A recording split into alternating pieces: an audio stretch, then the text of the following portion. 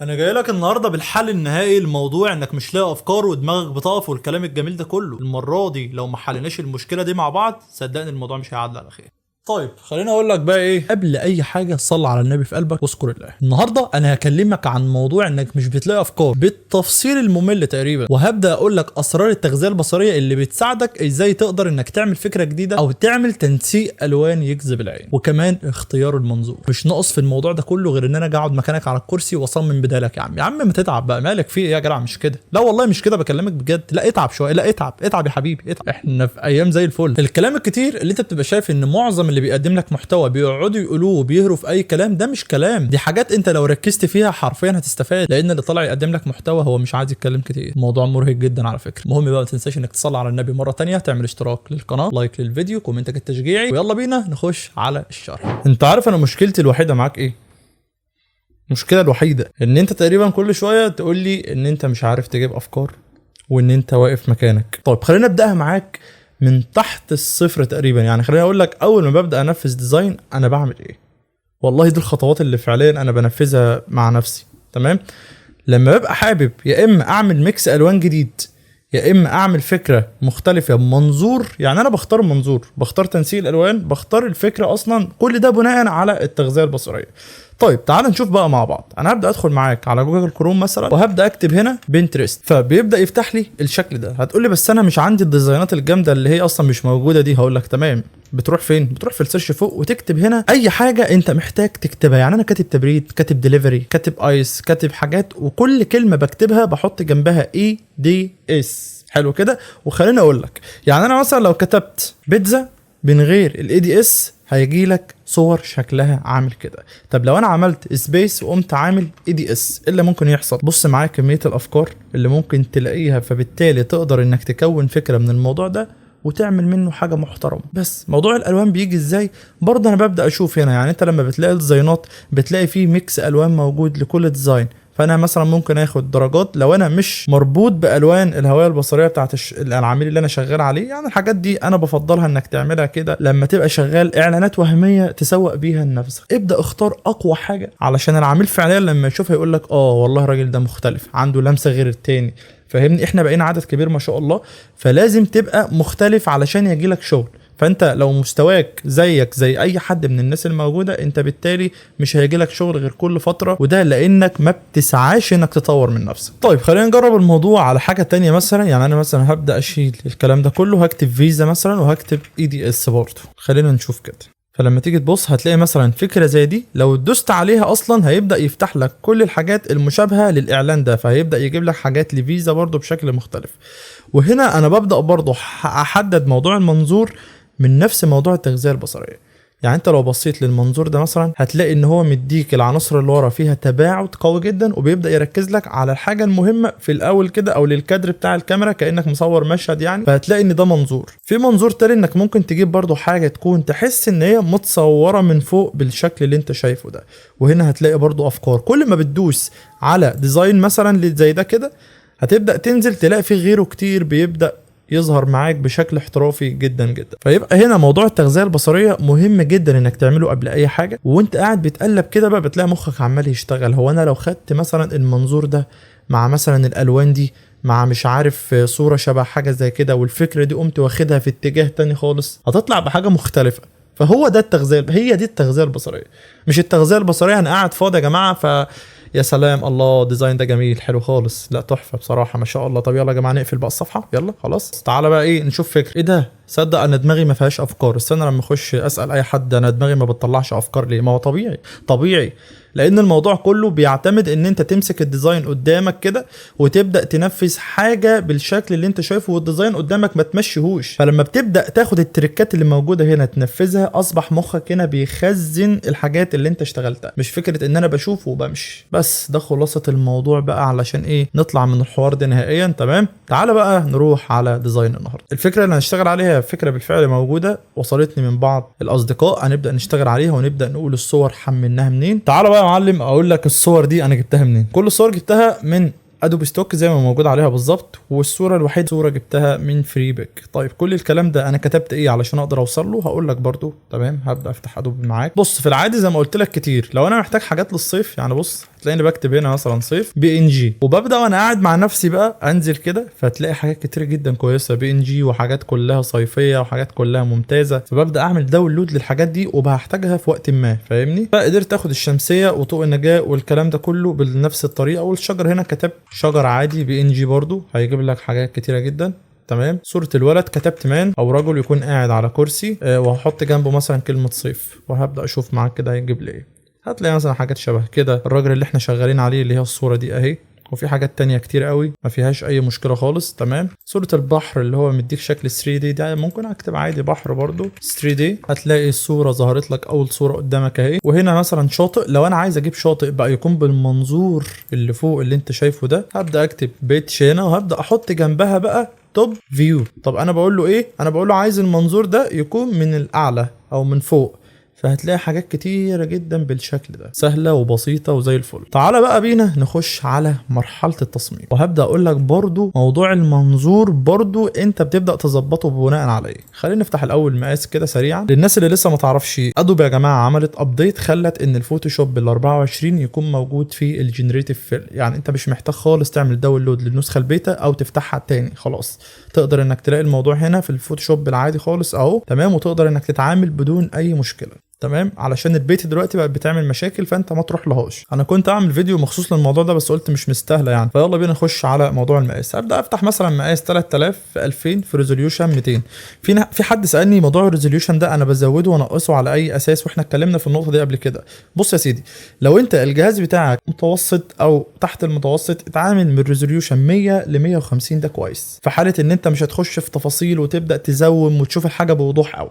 ده علشان الجهاز بتاعك مش هيستحمل غير كده. لو انت الجهاز بتاعك حلو ويستحمل، او انت عايز تخش في تفاصيل ديزاين والدنيا معاك تبقى تمام سلسه وما فيهاش اي لاج، ابدا اشتغل من 200 ل 300 وبراحتك، فاهمني؟ فالموضوع كله بيرجع على حسب جهازك بس. فانا هبدا اعمل كرييت كده للمقاس ده، واول صوره هاخدها معايا هي صوره الشخص. تمام.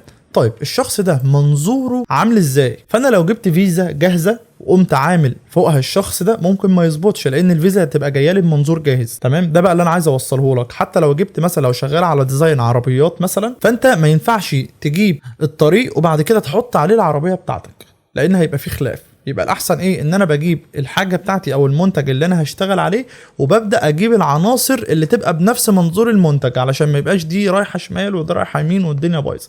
هتقولي ما فهمتش حاجه، هقول لك هبسطها لك يا انت النهارده. تعالى بقى، خلاص انا جبت الشخص اهو. موضوع الفيزا انا هبدا اروح هنا للمربع اللي هنا ده، وهبدا اخلي الرقم ده 40. طب ال 40 دي بتعمل معايا ايه؟ بتخليني لو فردت كده بيبقى فيه شكل دايره او كيرف كده في الحواف بتاع كل شكل. تمام. بعكس مثلا لو انا خليت ال 40 دي 10 وقمت شايف كده، هتلاقي ان الحواف دي بدات تقل. تمام. فانا افضل شكل بالنسبه لي هبدا اخليها 40 وافرد كده شكل كانه فيزا. حلو. وهبدا انزل اللاير دي.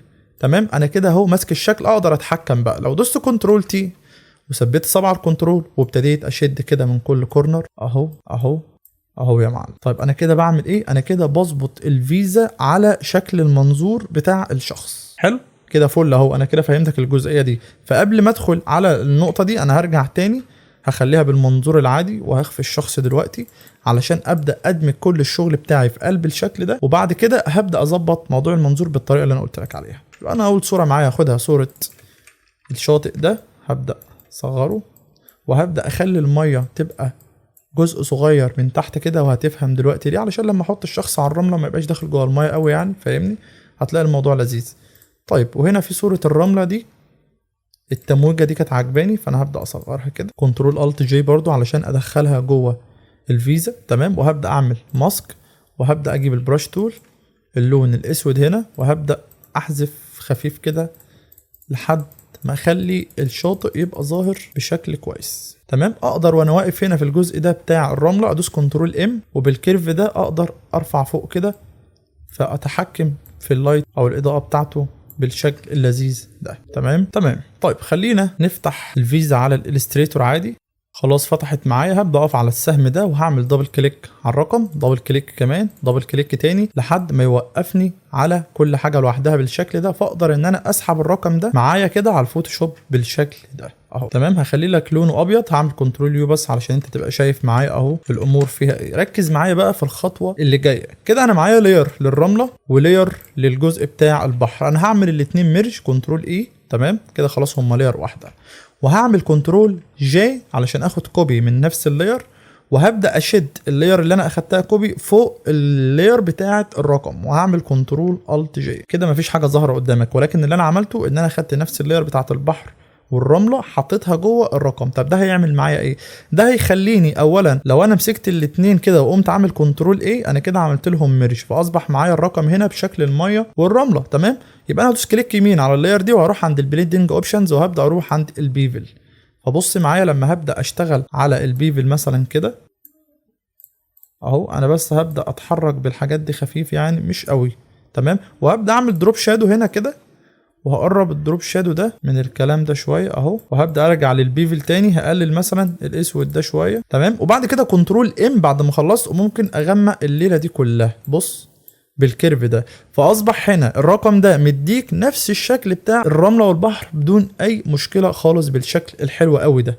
تمام. ممكن بس نزود الدروب شادو شويه اهو، وهبدا بس ازوده من هنا على اساس ان الدنيا برضو تبقى ظاهره قوي ان دي فيزا. حلو. طيب خلصت كل الكلام ده، امسك بقى كل اللايرات واعملها ميرج او كونفرت تو سمارت اوبجكت علشان الامور تبقى في التمام. تعال بقى يا معلم نظهر الراجل ونبدا نمسك اللاير بتاعه الفيزا، كنترول تي، ثبت صبعك على الكنترول وابدا اظبط موضوع المنظور بدون اي مشكله خالص اهو. دي بقى مش عارف نازله ابدا طلعها، دي قصيره روح مطولها، دي مش عارف فيها ايه روح عامل مش عارف ايه. المهم ان انت هتفضل معاها كده واحده واحده. بص انا اللي اقصده بقى هنا ان الشخص يبقى على الايه، على الرمله بدون اي مشكله خالص. طيب انا شايف ان كده تمام. انا بالنسبه لي كده وصلت النتيجه، شايف ان هي كويسه. جايز تبقى انت برضو ايه شايف ان هي محتاجه تتظبط اكتر، ولكن عايز اقول لك الموضوع وانا بصور بيبقى فيه تشتت برضو مش طبيعي طبعا، لان انا مركز ان انا احاول ابسط لك الامور، فده يعني بيخليك حاجه وانت شغال لوحدك بيبقى حاجه تانية، عشان بس ان ايه تبقى فاهم النقطه دي. طيب الخطوه اللي بعد كده هبدا اقف على اللاير بتاعه الفيزا، وهبدا اعمل كنترول جي علشان اخد كوبي، وهبدا امسك اللاير اللي تحت وهنزل بسهم تحت كده بص مثلا لحد هنا كويس. تمام. ثبت صبعك على الالت وابدا اطلع بسهم فوق تاني. فبص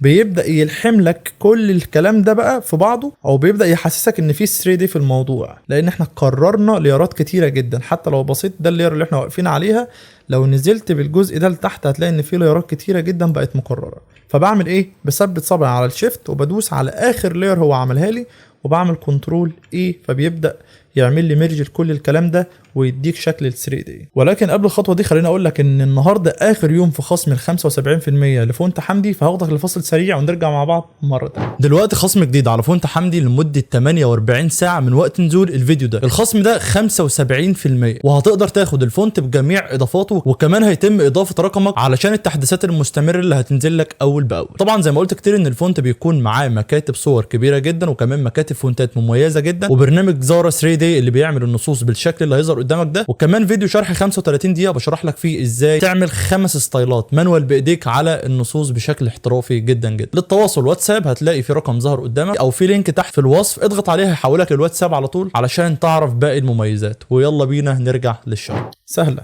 تمام.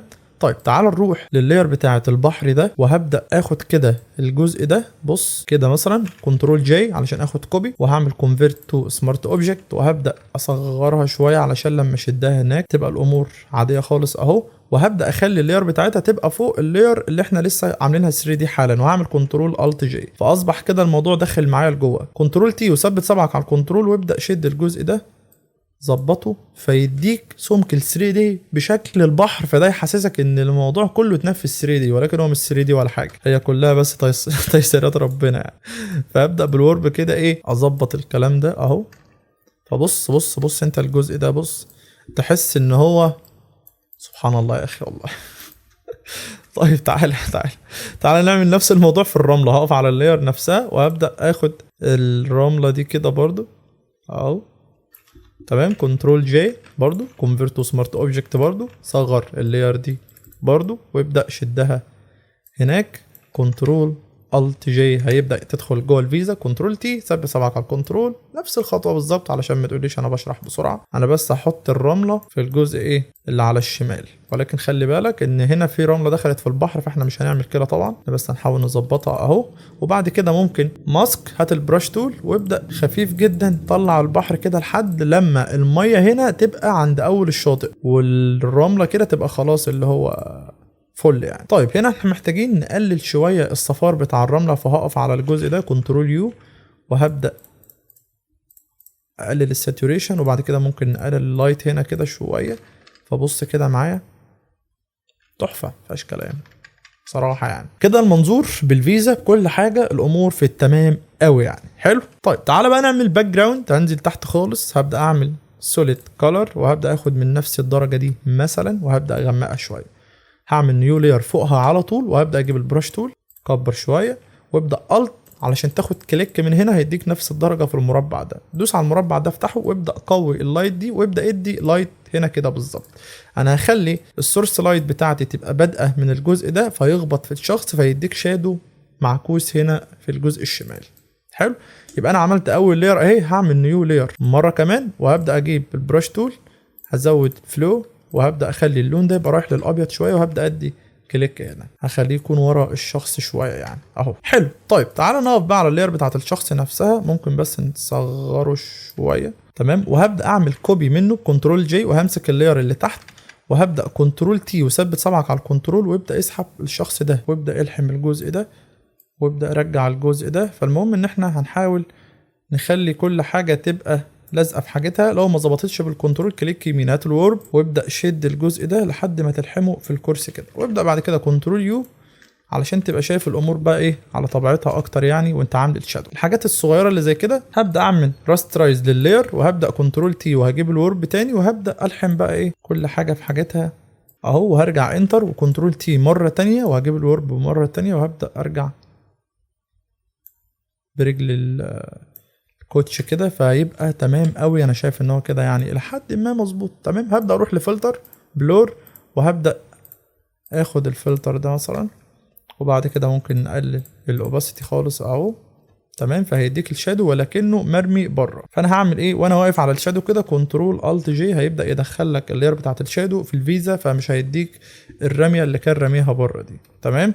فكده يعني الى حد ما شكله مظبوط شويه فهتبدا تحاول معاه لحد ما يبقى معاك بالشكل اللي يريحك. طيب تعالى بقى نروح على موضوع الاشجار. هبدا اخد مثلا الشكل ده كده هبدا اخليه يكون اصغر هخليه يكون من ورا الشخص مثلا بالشكل ده اهو. انا مثبت 7 على الكنترول وببدا اظبط كده في الحاجات دي لحد ما احس ان هي بالنسبه لي تمام. وبعد كده هاخد النخلتين دول انا جايب لك كل الصور بي ان جي عادي هبدا اخليها تبقى تحت الاشجار وهبدا اخليهم يكونوا اكبر من كده شويه وهبدا ارجع للصور.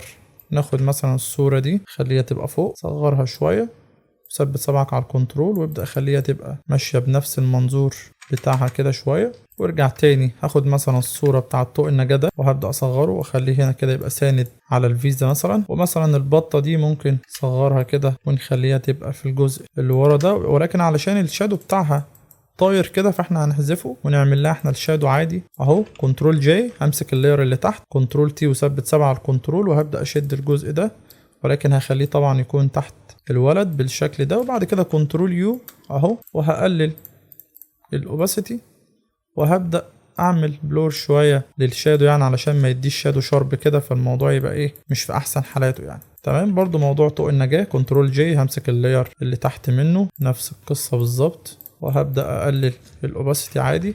تمام. موضوع الشادو ده خد فيه وقتك خالص علشان تطلع بنتيجه افضل من اللي انا موريها لك دي كده النتيجه سريعا يعني. تمام. طيب موضوع الفيزا نفسها انا ممكن امسك بقى كل اللايرات بتاعه الفيزا بالشكل ده مثلا وهعمل دول ميرج مع بعض اللي هم اللي تحت وهعمل منهم كوبي وهمسك اللاير اللي تحت منهم هعمل لون اسود وهبدا اروح لفلتر هختار هنا الموشن بلور. وشايف انت بقى الجزء ده، انت لو مسكته كده تقدر تبقى متحكم في الشادو اهو. انا عايزه يمشي من تحت كده يكون ايه مع بعضه، فببدا اتحرك بالجزء ده مثلا كده كويس، وهبدا بعد كده بالاستيكه احذف الشادو اللي فوق يعني، فاهمني؟ وهستكفي بس باللي تحت ده، وممكن كمان نقلل الاوباستي. طيب الشادو بتاع الجزء بتاع ده مش حاسه حلو خالص، فانا ممكن مثلا اعمل له موشن بلور برضو اهو، هيديك برضو شكل افضل من ان هو يكون شارب كده. تمام. وممكن امسك كل الليارات كده ابقى متحكم فيها شمال او يمين او ايا كان. وخليني بس هبدا اروح هنا عند الكالر لوك اب وانا فوق خالص، وهبدا اختار من هنا الفوج نايت، وبختار من النورمال هنا اخر اختيار، فببدا اقلل